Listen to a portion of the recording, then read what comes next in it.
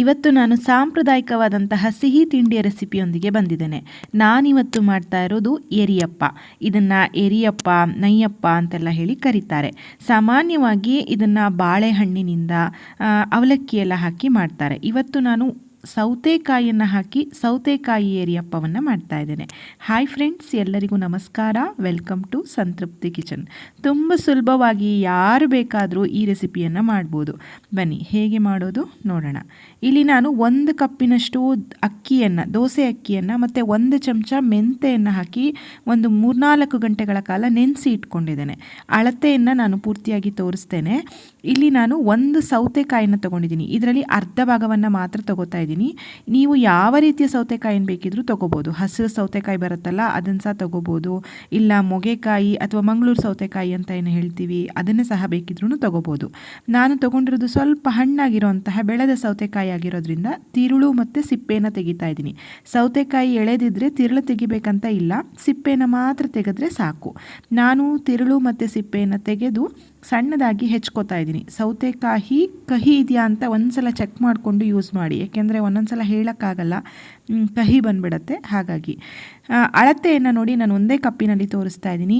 ಯಾವ ಕಪ್ಪಿನಲ್ಲಿ ಅಕ್ಕಿಯನ್ನು ತೊಗೊಂಡಿದ್ದೀನೋ ಅದರಲ್ಲಿ 1 ಕಪ್ಪಿನಷ್ಟು ತೆಂಗಿನಕಾಯಿ ತುರಿ, 1 ಕಪ್ಪಿನಷ್ಟು ಬೆಲ್ಲ, 1 ಕಪ್ಪಿನಷ್ಟು ಸೌತೆಕಾಯಿಯ ಪೀಸಸ್ನ ಇಟ್ಕೊಂಡಿದ್ದೇನೆ. ಪರಿಮಳಕ್ಕೆ 3 ಏಲಕ್ಕಿ, 2 ಚಮಚದಷ್ಟು ಗೋಧಿ ಹಿಟ್ಟು. ಗೋಧಿ ಹಿಟ್ಟನ್ನು ಹಿಟ್ಟಿನ ಅಳತೆ ನೋಡಿಕೊಂಡು ನಾವು ಹಾಕ್ಕೊಳ್ಳೋಣ. ಮಿಕ್ಸರ್ ಜಾರ್ನ ತೊಗೊಂಡು ನೆನೆಸಿದಂತಹ ಅಕ್ಕಿ ಮತ್ತು ಮೆಂತೆಯನ್ನು ಹಾಕ್ತಾ ಇದ್ದೀನಿ. 1 ಕಪ್ ಅಕ್ಕಿ ತೊಗೊಂಡ್ರೆ 1 ಚಮಚ ಮೆಂತೆ ಹಾಕ್ಕೊಳ್ಳಿ, ಪರಿಮಳಕ್ಕೆ ಮಾತ್ರ. ಇಲ್ಲಿ ನೆನೆಸಿದಂತಹ ಅಕ್ಕಿ ಮೆಂತೆಯನ್ನು ಮಿಕ್ಸರ್ ಜಾರ್ಗೆ ಹಾಕಿ ಹೆಚ್ಚಿದಂತಹ ಸೌತೆಕಾಯಿ ಹೋಳನ್ನು ಹಾಕಿ ನುಣ್ಣಗೆ ಹರ್ಕೊಂಡು ಬನ್ನಿ. ಯಾವುದೇ ಕಾರಣಕ್ಕೂ ನೀರನ್ನು ಹಾಕೋದು ಬೇಡ. ಹಿಟ್ಟು ತೆಳುವಾಗಬಾರ್ದು, ಗಟ್ಟಿಯಾಗಿ ಇರಬೇಕು. ಸೌತೆಕಾಯಿಯಲ್ಲೇ ನೀರಿನ ಅಂಶ ಇರೋದ್ರಿಂದ ನೀರು ಸಹ ಬೇಕಾಗೋದಿಲ್ಲ. ಈಗ 1 ಕಪ್ಪಿನಷ್ಟು ತೆಂಗಿನಕಾಯಿ ತುರಿಯನ್ನು ಸಹ ನಾನು ಇದಕ್ಕೆ ಸೇರಿಸ್ತಾ ಇದ್ದೀನಿ. ಇದನ್ನು ಸಹ ನುಣ್ಣಗೆ ಹರ್ಕೋಬೇಕಾಗತ್ತೆ. ಬೆಲ್ಲವನ್ನು ಸಹ ನೀವು ಸಿಹಿಯನ್ನು ಎಷ್ಟು ಅಕ್ಕಿಯನ್ನು ತೊಗೊಂಡಿದ್ದೀರೋ ಅಷ್ಟೇ ಪ್ರಮಾಣದ ಬೆಲ್ಲವನ್ನು ತಗೊಳ್ಳಿ. ಇಲ್ಲಿ ಸಿಪ್ಪೆ ಬಿಡಿಸಿಟ್ಟಂತಹ ಏಲಕ್ಕಿ ಬೀಜವನ್ನು ಹಾಕೋತಾ ಇದ್ದೀನಿ. ಇದನ್ನು ಈಗ ಮೊದಲಿಗೆ ನಾನು ಹಾಗೆ ನುಣ್ಣಗೆ ರುಬ್ಕೊಂಡು ಬಂದು ನುಣ್ಣಗಾದ ಮೇಲೆ ಬೆಲ್ಲ ಹಾಕ್ತಾ ಇದ್ದೀನಿ. ನಾನಿಲ್ಲಿ ಉಂಡೆ ಬೆಲ್ಲವನ್ನು ಪುಡಿ ಮಾಡಿ ಇಟ್ಕೊಂಡಿದ್ದೇನೆ.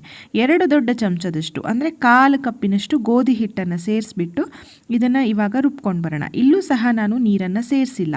ಬೆಲ್ಲದಲ್ಲೇ ನೀರಿರೋದ್ರಿಂದ ರುಬ್ಬೋದಕ್ಕೆ ಏನು ಕಷ್ಟ ಆಗೋದಿಲ್ಲ. ನೋಡಿ, ಗಟ್ಟಿಯಾಗಿ ನುಣುಪಾಗಿ ರುಬ್ಕೊಂಡಿದ್ದೀನಿ. ತರಿ ಎಲ್ಲ ಬೇಡ, ನುಣುಪಾಗಿ ನುಣ್ಣಗೆ ಇದನ್ನು ರುಬ್ಕೋಬೇಕು. ಈಗ ಇದನ್ನು ಒಂದು ಪಾತ್ರೆಗೆ ನಾನು ಹಾಕ್ಕೊಳ್ತಾ ಇದ್ದೇನೆ. ಹಿಟ್ಟಿನ ಹದವನ್ನು ನಾನು ತೋರಿಸ್ತೇನೆ.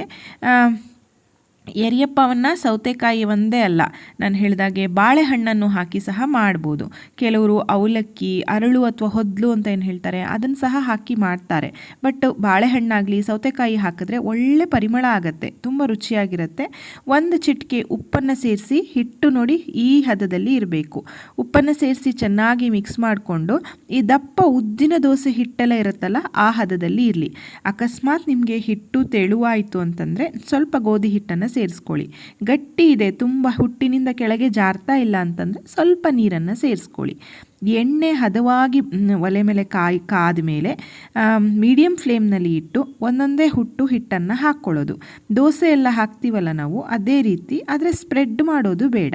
ನೋಡಿ, ಎಣ್ಣೆ ಚೆನ್ನಾಗಿ ಕಾದು ಹಿಟ್ಟನ್ನು ಹಾಕಿದ ಮೇಲೆ ಅದು ತಾನಾಗೆ ಮೇಲೆ ಎದ್ದು ಬರುತ್ತೆ.